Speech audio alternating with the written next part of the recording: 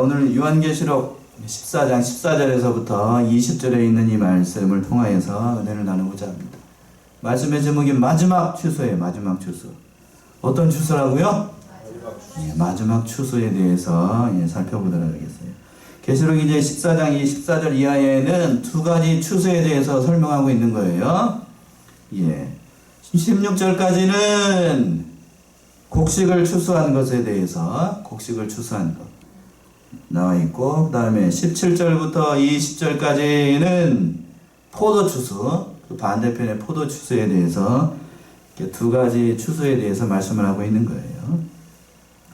그래서 첫 번째 대지로 와가지고 이제 곡식을 추수하게 되는데, 14절의 말씀이 그 말씀이네요. 14절 한번 읽어보시겠어요? 또 내가 보니 흰 구름이 있고 구름 위에 사람의 아들과 같은 이가 앉았는데 그 머리에는 금면류관이 있고 그 손에는 이한낫을 가졌더라. 자, 여기서 보세요. 이제 좋은 곡식 추수니까 지금이 가을이잖아요. 가을이니까 곡식을 추수하는 것은 좋은 일이잖아요. 그러겠죠? 그러니까 곡식을 추수하려고 이제 하는 거니까 뒤에 가서 이제 이 사람이 누구인가는 정체, 이 사람 서 있는 사람이 누구인가 금방 알 수가 있어요. 그래서 뭐라고 하냐면 흰 구름이 있고 내가 또 보니 흰 구름이 있고 구름 위에 누구의 아들과 같으니? 사람의 아들과 같은 이가 앉았는데, 사람의 아들 투자로 하게 되면 무슨 자죠? 성경에서 자주 나왔던 거, 누가복음에 자주 등장하는 말 인자. 인자죠. 인자는 누구를 가리키는 건가요? 예수 그리스도를 가리키는 겁니다. 가리키는 거예요. 그러니까 사람의 아들과 같은 이는 예수 그리스도를 가리키는 거고, 예수님께서 장차 구름을 타고 재림하실 것, 그러니까 흰 구름이 있고 장차 예수님께서 그 구름을 타고 영광 가운데 임할 것을 상징적으로 표현하는 겁니다. 그리고 또 그 머리에는 무슨 면류관이 있어요? 금면류관이 있습니다. 머리에는 금면류관이 있고 그 손에는 또 뭘 들고 있어요? 이한낫을 가졌더라. 개혁성경 번역은, 옛날 번역에는 이한낫이라고 되어 있을 거고 개정판에는 예리한낫을 가지고 있다고 되어 있습니다. 그러니까 예수님께서 그 모든 것을 다 구원을 완성하시고 지금 하나님 보좌에 앉으셔가지고 앉아 계시는 겁니다. 그것을 지금 얘기를 한 거예요. 그랬죠? 구름 위에 흰 구름이 있고 구름 위에 사람의 아들과 같은 이가 앉아 있는데 예수님께서 그와 같은 곳으로 앉아 계시다는 거예요. 추수 때가 다 됐으니까 그 추수를 하기 위해서 낫을, 예리한 낫 잘 드는 낫을 예수님께서 들고 계셨습니다. 이한낫이라고 하는 거는 하나님의 말씀을 가리키는 건데, 하나님 말씀을 가리켜요. 그러니까 여기서는 하나님의 구원, 그 말씀으로 다른 하나님의 말씀을 믿는 자들에게는 하나님의 말씀이 뭐가 될 테고, 구원의 말씀이 될 테고, 하나님의 말씀을 지키지 않고 믿지 않는 자들에게는 그 하나님의 말씀이 뭐가 되는 거죠? 구원 말고 반대편, 심판이 되겠죠? 심판의 말씀이 되는 거예요. 여기서는 그러니까 이한낫을 가졌다고 했으니까 곡식을 거두잖아요. 곡식을 거두니까 이것은 심판이겠어요? 구원이겠어요? 구원이 되겠죠. 구원의 말씀이에요. 어디에 그렇게 되어 있냐 하면 낫이 하나님의 말씀을 가리키는 스가랴 5장 1절에서 한번 보세요. 스가랴, 구약성경 스가랴 5장 1절, 스가랴, 말라기, 마태복음 조금 앞에 있어요. 스가랴 5장 1절,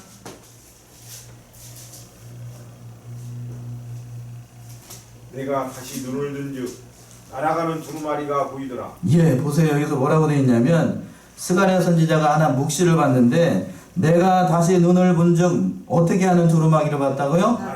날아가는 두루마기를 봤다라고 되어 있는데, 여기서 날아가는 두루마리는 앞에서도 계시록에서 두루마기는 뭐라고 그랬죠? 하나님의 말씀을 가리킨다라고 했죠?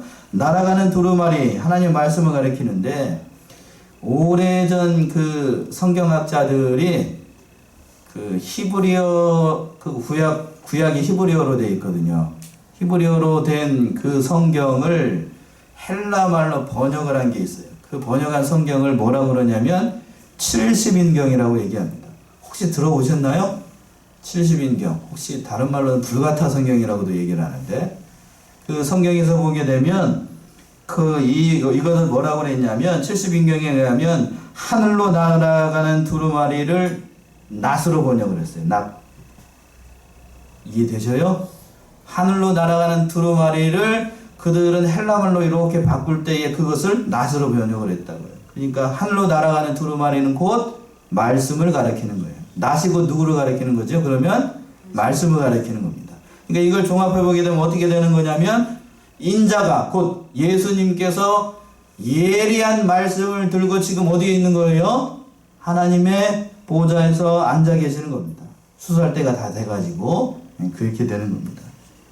그래서 15절 보시면 15절 또 다른 천사가 성전으로부터 나와 구름 위에 앉은 이를 향하여 큰 음성으로 외쳐가로되 네 낯을 휘둘러 거두라 거둘 때가 이르러 땅의 곡식이 다 익었음이로다 하니. 예. 하는 다른 천사가 성전으로부터 나와가지고 하늘 그 성전에서부터 나와가지고 14장 1절에서 그랬죠? 시온산에 있는 걸 봤잖아요. 그래서 시온산에서 있는 거룩한 성전으로부터 한 명의 다른 천사가 나와가지고 구름 위에 앉아있는 분은 누구를 가리킬까요? 예, 아까 얘기했잖아요. 인자. 그리스도를 향하여서 큰 음성으로 외쳐가로되, 번역이 좀 그런데, 내 낯을 휘둘러 어떻게 하라? 거두라! 라고 되어 있어요. 뭐 할 때가 되어 있기 때문에, 거둘 때가 이르러 땅의 곡식이 다 익었으니, 거두라는 거예요, 거두라.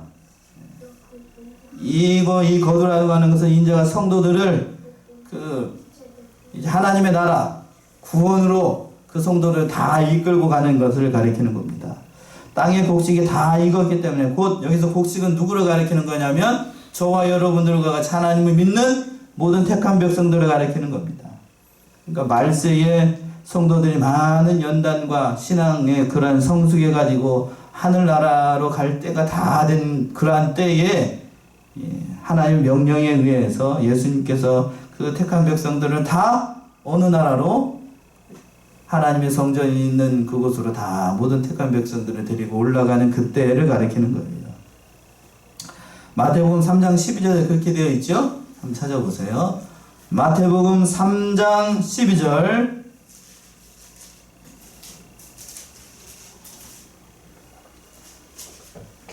손에 키를 들고 자기의 타작마당을 정하게 하사 알구건무와 곡간에 들이고 쭉정이는 꺼지지 않는 불에 태우시리라. 예, 그렇게 되어 있죠.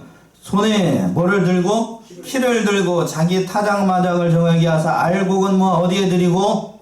곡간에 들이고 쭉정이는 꺼지지 않는 불에 태우시리라. 여기서 곡간은 그러니까 어디를 상징하겠어요? 지금 천국을 가리키는 겁니다. 하나님의 나라, 거룩한 하나님이 계신 거룩한 성전을 가리키는 거예요. 꺼지지 않는 불은 어디 가요? 지옥이죠. 예, 그렇죠. 그것에 모두 영원한 분리가 있는 그런 날이 있게 된다는 거예요. 여기서 또 중요한 게 뭐냐면 그 15절 하반절에서 보시면 땅의 곡식이 다 어떻게 되어 있다고 되어 있어요? 다 익었다라고 되어 있죠. 15절에서 익었다라고 되어 있고 또 18절 한번 읽어보시겠어요? 18절 또 불을 다스리는 다른 천사가 제단으로부터 나와 이 한낱 가진 자를 향하여 큰 음성으로 불러가로되 내 이 한낱을 휘둘러 땅의 포도송이를 거두라. 그 포도가 익었느니라 하더라. 예, 그 포도가 어떻게 되었느니라? 익었다라고 되어 있지요. 자, 여기서 이제 중요한 사실이 한 가지 나오는데 15절과 18절에서 보게 되면 익었다라는 말이 우리말로는 똑같아요. 그치요? 익었다라는 말이 우리말로는 똑같은데 이거를 근데 헬라어 원어를 보게 되면 이 쓴 단어가 전혀 달라요. 전혀 달라. 이거는 가르쳐주는 사람이 있어야 할까요? 모를까요? 있어야 하는 거예요. 헬라어를 할 줄 알고 원어를 봐야 이건 알게 되는 건데 그러니까 이 15절에서 나와 있는 익었다라는 뜻은 뭔가 하면 그 원어의 뜻은 뭔가 하면 마르다 또는 피폐하다라는 뜻이 있어요. 그러니까 요즘 이 말을 뜻을 잘 이해를 해야 되는데 땅의 곡식이 다 말라 비틀어져 가지고 어떠할 때가 됐다는 거요? 거둘 때가 됐어요. 이게 무슨 말일까 가만히 생각을 해보니까 서울에서 벼가 나무에서 나오는지 아는 사람 이게 무슨 말인지 잘 몰라. 모르죠? 벼가 어떻게 되죠? 이제 추수할 때가 되면 잎이 파란가요? 아니면은 누래져 가지고 말라 가지고 뭐가 돼요? 할머니가 돼요. 할머니가. 그쵸? 고개를 확 숙여가지고 노래지고 조금 더 철이 조금 더 지나면 어떻게 돼요? 아주 말라버립니다. 말라버립니다. 그 얘기예요. 그 얘기. 다 익었다는 말, 이 헬라의 원어의 뜻은 뭔가 하면 다 말라서 거둘 때가 되었다라는 뜻이에요. 농사를 하신 분들이 이 말이 무슨 말인지 알아요. 그러니까 마태복음에서 보게 되면 눈을 들어 예수님께서 말씀하시기 눈을 들어 밭을 보라 희어져서 뭐 할 때가 되었도다? 희어져서 뭐 할 때가 되었도다? 추수할 때가 되었도다 라고 되어 있죠. 그러니까 다 말라서 누렇게 돼서 그 곡식들을 거두할 때가 다 되었다는 뜻이에요. 그런데 이 말 뜻은 그런 거예요. 이제 이 성도들이 이 세상에서 많은 고통과 어려움들과 환난들과 그 모든 눈물들을 통하여서 그 모든 신앙이 성숙해지고 하나님께 올 때가 다 되었다는 뜻이에요. 이해되시나요? 이 세상에서 눈물뿐이고 한숨뿐이고 탄식밖에 없었던 이 세상의 모든 질구가 다 지나고 신앙이 노련해지고 완숙해져서 오늘이 지금이 가을철이잖아요. 가을철에 국화를 보면 여러분들 어떤 생각이 드시나요? 겨울이 가까웠다. 그리고 참 아름답다는 거예요. 봄에 피는 꽃도 아름답지만 가을에 설이 맞아가지고 그 노랗게 핀 그 국화를 보게 되면 어떤 생각이 드세요? 인생이 그와 같은 거예요. 지금 그 얘기가 뭐냐면 다 익었다. 15절에서 얘기하고는 다 익었다는 그런 뜻이에요. 완전히 신앙적으로 어떻게 되었다? 성숙하고 완전한 신앙의 사람이 되었다.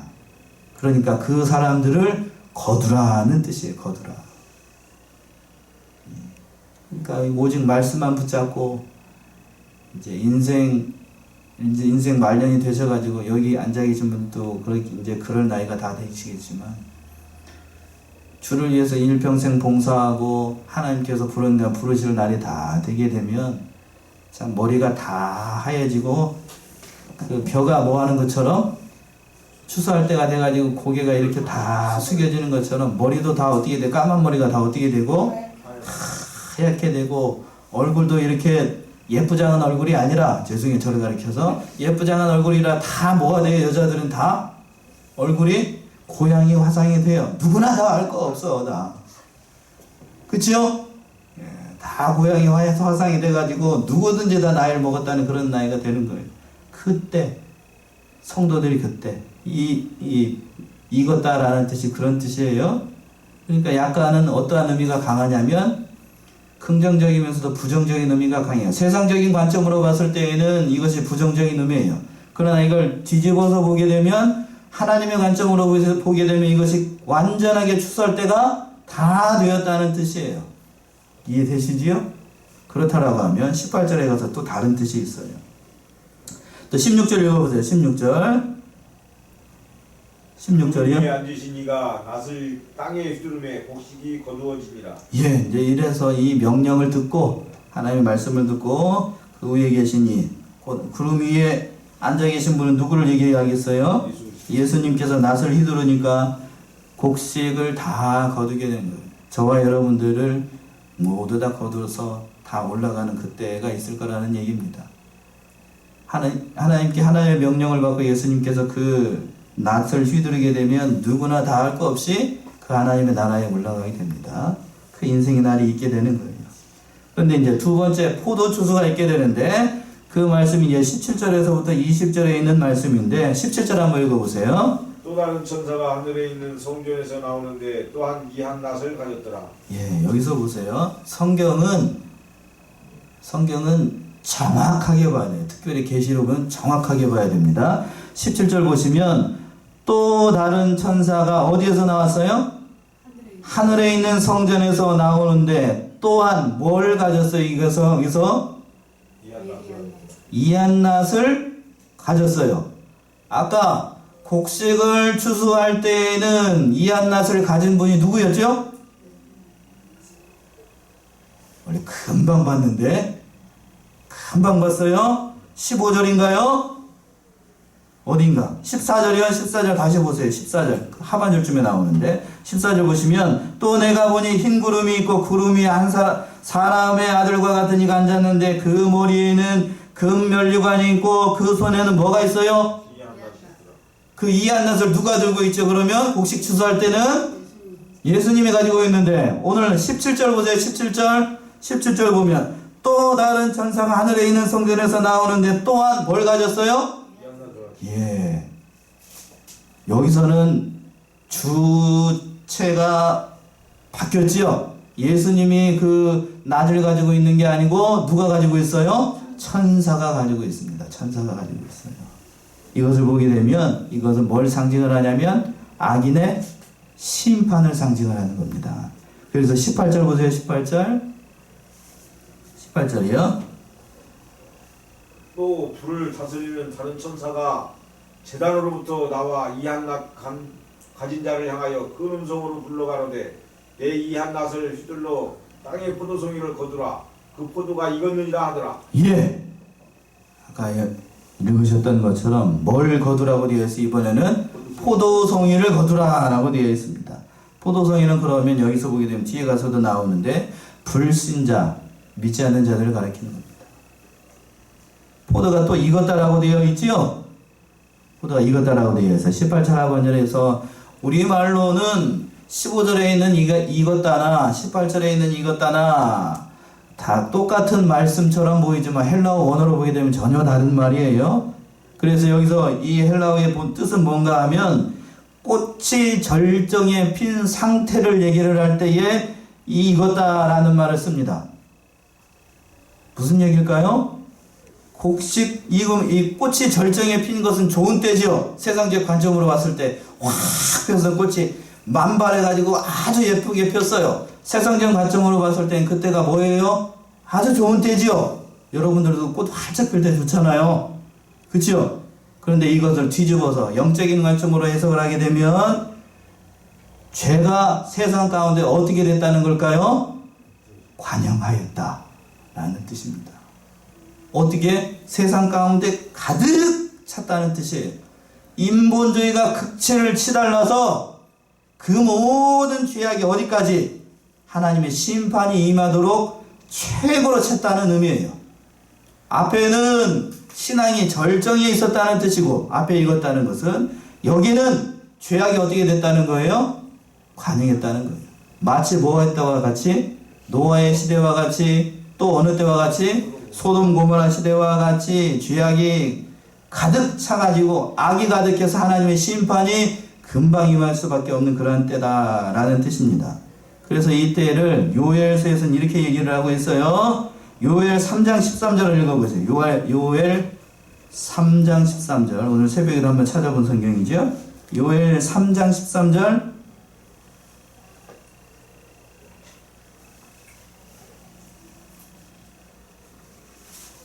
요엘 3장 13절. 너희는 낯을 쓰라. 곡식이 이것도다. 와서 밟을지어다. 포도주 틀이 가득히 차고 포도주 독이 넘치니 그들의 악이 크미로다. 예, 여기서 보세요. 정확히 나와 있죠? 너희는 낯을 쓰라. 곡식이 어떻게 하되었다? 이것도다. 와서 어떻게 하라? 밟을지어다. 포도주 틀이 가득 차고 포도주 독이 넘치니 그들의 악이 어떻게 함이라? 예. 그러니까 여기서 익었다는 뜻은 좋은 의미로 익었다는 뜻이 아니고 뭐가 가득 찼다는 뜻이에요? 죄가 가득 찼다는 뜻이에요. 죄가 가득 찼다는 뜻입니다. 그러니까 말세가 되면 둘 다 가득 차게 돼요. 믿는 자들은 신앙적으로 성숙해서 추수할 때가 가득 찬 거고 또 믿지 않는 자는 뭐가 가득 차가지고 죄가 가득 차가지고 하나님의 심판을 받을 때가 가득 찼다는 뜻이에요. 그것을 여기서 계시록에서 뭐라고 표현을 했냐면 익었다 라고 표현을 하는 겁니다. 익었다. 무슨 차이가 있는지 아시겠지요? 그런 차이가 있는 겁니다. 그래서 말세가 되면 선한 자들은 선으로서 가득 차게 되고 또 악한 사람들은 악으로서 가득 찬 시대가 된다는 거예요. 그래서 마지막에 계시록 22장 11절에서 이렇게 얘기를 하고 있습니다. 찾아보세요. 계시록 22장 22장 11절. 불의를 하는 자는 그대로 불의를 하고 더러운 자는 그대로 더럽고 의로운 자는 그대로 의를 행하고 거룩한 자는 그대로 거룩되게 하라. 예, 말세가 이렇게 된다고요? 이해되시지요? 불의를 하는 자는 그대로 뭐를 하고? 불의를 하고, 더러운 자는 그대로 어떻게 되고? 더럽고, 의로운 자는 그대로 뭐를 행하고? 의를 행하고, 거룩한 자는 그대로 거룩을 행하는 그러한 때. 마지막 추수 때가 되면 이렇게 된다는 거예요. 그래서 이제 천사의 명령을 받고 이제 추수를 하게 됩니다. 그 말씀이 19절에 있는 말씀이죠. 19절 읽어보세요. 천사가 나를 땅에 휘둘러 땅에 포도를 거두어 하나님의 진노의 큰 포도주들에 던지매. 예, 포도를 거두게 됐습니다. 포도를 거둔다라는 뜻은 악한 자를 어떻게 한다는 뜻일까요? 여기서는 이제 심판하신다는 거예요. 영원한 심판. 포도주 틀, 즉 하나님의 진노의 큰 포도주 틀에 던진다라고 하는 거는 짓밟아 버린다는 거예요. 포도는 어떻게 해야 되지요? 포도를 수확을 해가지고 짓밟아 버리는 게 아니고 뭘 만들어야 되겠지요? 포도즙을 짜거나 포도주를 만들거나 해야 될 것인데 땅에 그냥 진노의 포도주에 넣고 그 틀에 넣고 그냥 진 눌러버려요. 진 눌러버리면 어떻게 될까요? 어떻게 되기는 어떻게 돼요? 20절처럼 되지. 20절 읽어보세요. 20절. 성 밖에서 그 틀이 밟히니 틀에서 피가 나서 말굴레까지 닿았고 1600 스타디온에 퍼졌더라. 예, 이게 굉장히 무서운 말씀이에요.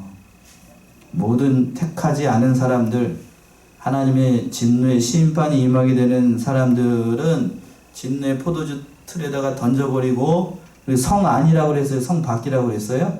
20절에 성 밖에서 그 틀이 밟히니 틀에서 뭐가 나서? 피가 나서 어디까지 찼다고요?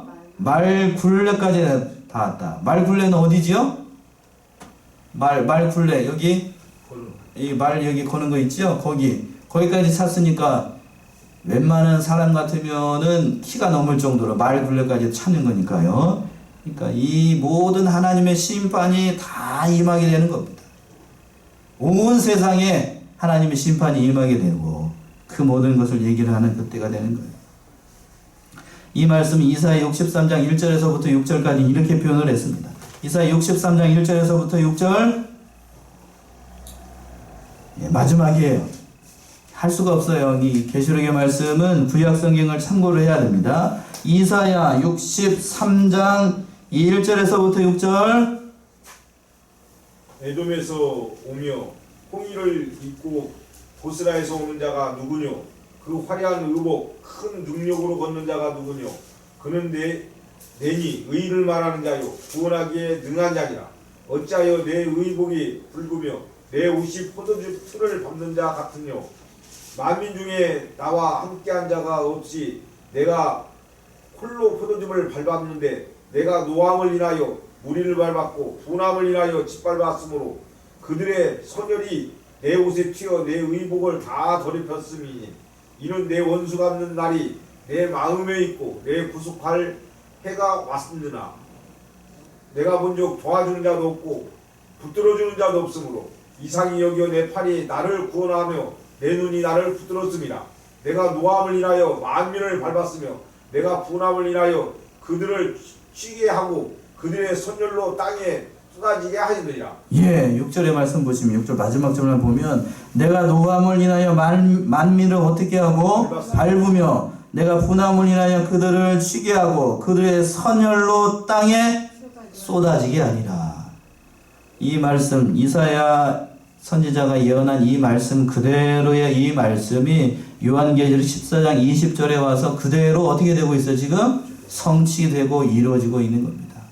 마지막 심판의 날이 임하게 되면 그 모든 하나님을 믿지 않는 사람들은 이렇게 다 하나님께서 엄중하게 심판하실 것을 얘기를 하고 있는 거예요.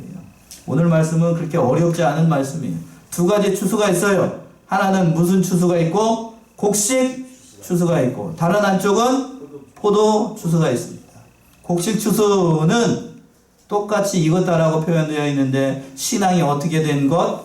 완전하게 성숙한 사람들. 그 사람들 하나님께서 예수 그리스도를 통해서 구원하신다는 얘기고 또 다른 편에서도 또 똑같이 뭐 했다고 되어 있냐면 익었다라고 되어 있어요. 익었다라는 표현은 여기서는 긍정적인 의미가 아니고 부정적인 의미. 뭐가 가득 찼다? 죄가 가득 차서 하나님의 심판을 받을 때가 되었다라는 뜻입니다. 이 말씀 깨닫고 우리가 이 마지막 때가 되면 하나님께서 이러한 심판으로 세상을 심판하고 또 의인은 저와 여러분과 같이 하나님을 믿는 사람들은 의의 편에서 하나님 편에서 영원한 복락을 누리게 된다는 그런 말씀이에요. 자, 여기까지 보고요. 14장 중요사항 정리라고 되어 있는데 이 말씀 보고 몇 가지만 짚어보고 우리 말씀을 마치도록 하겠습니다. 예, 계시록 14장 중요사항 정리라고 되어 있죠. 다 받으셨어요? 예, 다 보시면 14장 그 이제 어느 동네하고 예, 우리 저기 성경적인 해석하고 무슨 차이가 있는가를 좀 보셔요. 많은 차이가 있어요. 자, 첫 번째 보게 되면 14장 1절에 나와 있는 시온산이 있었지요? 그렇죠? 시온산은 그들은 뭐라고 해석을 하냐면 예, 거기래요. 저는 얘기 안 할래. 그냥 동영상이 있습니다. 알아서 찾으라고. 거기랍니다. 거기고 성경적인 해석은 어디냐면 지상에서는 어디를 상징을 하는 거고 예루살렘을 상징을 하는 거고 천상에서는 있는 하나님의 그 성전을 가리키는 거예요. 그리고 또 14만 4천에 대해서 그들은 뭐라고 얘기하냐면 예, 그 무리들이랍니다. 예? 예, 자기들만 구원을 받는데라고 얘기를 하는 겁니다. 그러나 성경적인 해석은 뭐라면 14만 4천은 구원받은 신구약의 모든 성도를 가리키는 거예요. 그렇게 봐야 되고 또 짐승의 표를 받는 자라고 되어 있는데 짐승의 표 참 재밌게 해석을 했어요. 자, 짐승은 하늘 장막을 삼킨 멸망자, 우상은 멸망자들의 세운 거짓 목자들. 나를 얘기하는 건가? 표 받은 자들은 배도한 하늘 성도들, 신천지에 있다가 도망간 그런 성도들 얘기를 하는 것 같아요. 예. 그런데 뭐라고 그랬냐면 성경적인 해석 뭐라고 그랬냐면 역사적으로는 로마 황제를 숭배하는 것을 얘기를 하는 거고 현대적 관점으로 얘기한다면 세상과 어떻게 하는 거? 타협하는 걸 얘기를 하는 겁니다. 세상과 타협하는. 그리고 알곡 성도를 추수하는 곳이라고 되어 있는데 그들은 뭐라고 그런다고요? 예, 거기래요, 거기. 예, 자기들이 알곡이라는 얘기죠. 예, 자기들이 곡식이라는 거고. 그런데 성경적인 해석은 뭐라고 그랬냐면 모든 그리스도인들이 마침내 가게 되는 새 하늘과 새 땅을 가리키는 겁니다. 그리고 1600 스다리오는 이렇게 해석을 한대요. 예, 이렇게 해서 여기 쫓아가지 마세요. 이게 무슨 말일까? 궁금하게 생각할 필요도 없어요. 그들은 이렇게 해석을 한다는 거고 성경적인 해석은 심판이 어디까지 미치게 된다? 온 세상에 다 미치게 된다는 것을 상징적으로 이렇게 표현한 겁니다. 이처럼 이렇게 우리가 이 계시록의 말씀을 살펴보면서 이게 어느 것이 진리이고 어느 것이 사이비한 이단 사상인지를 우리가 분별을 해서 참 죄악에 관영한 이 시대에 진리의 말씀을 잘 지키고 또 하나님의 말씀을 잘 하수함으로 하나님께서 오시는 그날에 또 주께서 부르시는 그날에 잘하였다 칭찬받고 위로와 격려로 하나님 앞에서 영광을 올려드리는 귀한 우리 성도님들 다 되시기 바랍니다. 기도하겠습니다.